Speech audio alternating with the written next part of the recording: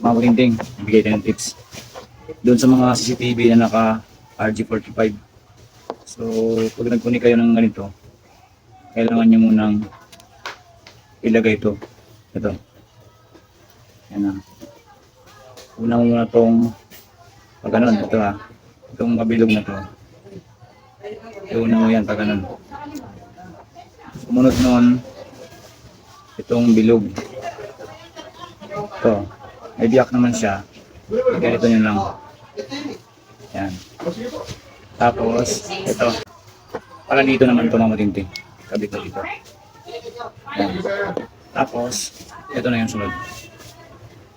Yan. Kasi ipakalog nyo to sa loob. Yan. Tapos, connect na to. Hindi para maiwasan yung magkaroon ng moisture. Tapos, Nalibaksan kayo ka rin? wala man na sa bahay. Wala. Yun lang yung sinabi mo. Oo, ayun lang. Yan. Yan. Yan ang kurintik. Seal na seal dyan dito, hindi makapasok dahil meron tayong o-ring. Dito naman din, meron din tayong guma. Okay. Yan lang ang kurintik.